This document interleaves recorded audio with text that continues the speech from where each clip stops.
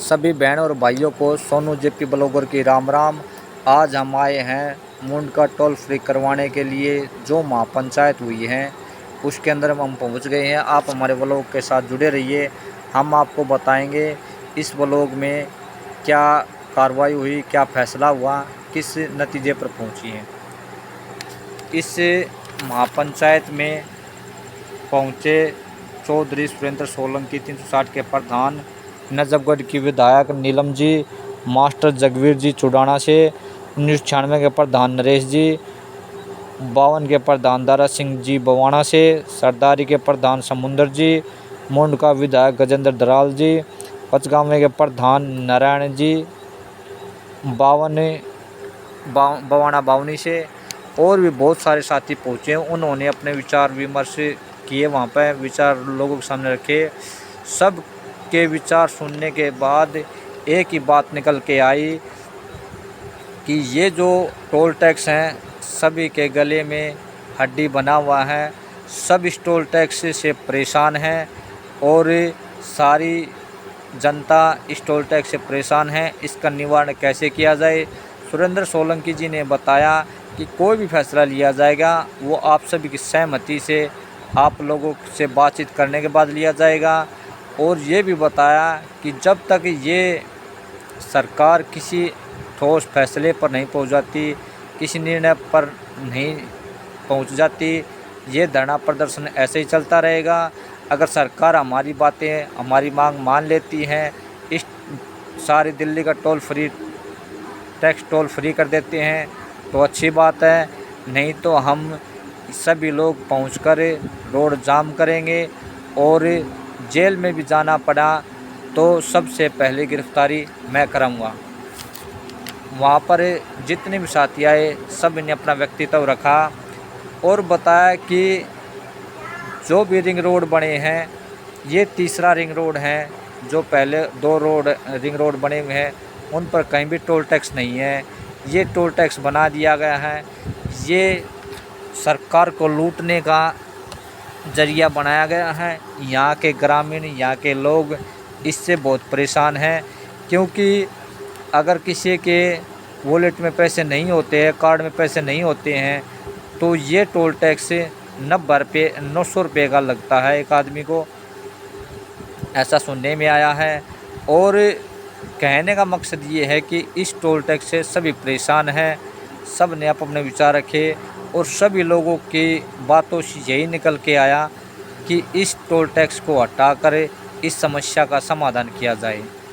सुरेंद्र सोलंकी जी ने ये आश्वासन दिया सभी को कि ये महापंचायत हुई हैं, ऐसी पंचायतें जब भी होती हैं किसी ठोस निर्णय को लेकर ही उठती हैं और आज भी वही होगा। सुरेंद्र सोलंकी जी ने ये बताया कि जितने भी यहाँ सोशल मीडिया कर्मचारी आए हैं, ब्लॉगर आए हुए हैं, सभी अपने चैनलों के माध्यम से इसको लाइव चला दो ताकि ये खबर सरकार प्रशासन तक पहुंच जाए और वो यहाँ पर आए, हम सब के बीच में बैठकर बातचीत करे और कोई हमें आश्वासन दे, किसी निर्णय पर पहुँचे, तभी कुछ हो पाएगा। नहीं तो 2 घंटे का समय दिया, अगर कोई नहीं आता है तो हम इस धरने को लेकर टोल टैक्स पर पहुँचेंगे और रोड जाम कर देंगे। इस बीच जो भी भाजपा सरकार के 3 चुनिंदा लोग आए हुए थे, सरकार के मौजूदा आदमी, उन्होंने बातचीत की और चौधरी सुरेंद्र सोलंकी जी को बताया कि कोई भी फैसला जल्दबाजी में ना ले, प्यार मोहब्बत के साथ जो भी कार्य होगा अच्छा होगा, हम आपके साथ हैं। और ये आश्वासन दिया कि 2-3 दिन का मैं टाइम दो। तो सुरेंद्र सोलंकी जी ने सबसे बातचीत करके उन्हें 3 दिन का समय दे दिया गया है। 3 बुधवार को 2 बजे नितिन गडकरी और यश जी से मिलेंगे, वहाँ इस समस्या का हल करेंगे। और सुरेंद्र सोलंकी जी ने ये भी बताया कि जब तक हम किसी ठोस फैसले पर नहीं पहुँच जाते ये धरना प्रदर्शन ऐसे ही चलता रहेगा, क्योंकि हमने एक कमेटी बनाई है, कमेटी उनसे मिल के आएगी, क्या फ़ैसला होगा ये सारी बातें इस ब्लॉग में हुई। और सुरेंद्र सोलंकी जी ने बताया कि प्यार मोहब्बत के साथ कोई काम होता है, लड़ाई झगड़े और उग्रता से कोई काम नहीं होता। सरकार इस बात को समझ लेगी तो अच्छा रहेगा सभी के लिए, नहीं तो जो भी हानि होगी उसकी सरकार जिम्मेदार होगी। ये महापंचायत उग्र रूप धारण कर लेगी तो सरकार का बहुत ज़्यादा नुकसान होगा। इसलिए बातचीत करने के लिए 2 दिन का समय और दे दिया गया है। अगले व्लॉग को जानने के लिए हमारे साथ जुड़े रहिए। हमारा व्लॉग आपको कैसा लगा ये हमें ज़रूर बताएं, ताकि हम आपको अच्छे अच्छे कंटेंट देते रहें। इसीलिए ये व्लॉग हमारा कैसा लगा, हम आशा करते हैं कि आपको अच्छा लगेगा। जो भी नए साथी आए हैं लाइक सब्सक्राइब और कमेंट करके बताएं। हमारे चैनल को सब्सक्राइब कर लें। और सुरेंद्र सोलंकी जी ने लोगों की राय पूछी तो सभी लोगों ने हाथ उठाकर अपना आश्वासन दिया कि हम आपके साथ हैं, आप जो भी फैसला करोगे हम हर फैसले में आपके तन मन धन से साथ हैं। आपकी एक आवाज़ पर हम मरने कटने के लिए तैयार रहेंगे। और सुरेंद्र सोलंकी जी ने बताया कि कोई भी फैसला आप लोगों की सहमति से लिया जाएगा, चाहे मैं हूँ चाहे कोई सरकार हो। आपके गैर मौजूदगी में आपके बगैर पूछे किसी फैसले पर ये महापंचायत नहीं पहुँचेगी। इसी के साथ जितने भी लोग वहाँ पर पहुँचे थे सब ने हाथ उठाकर सुरेंद्र सोलंकी जी को आश्वासन दिया कि हम आपके साथ हैं और किसी भी फैसले पर पहुँचो, किसी ठोस फैसले पर पहुँचे।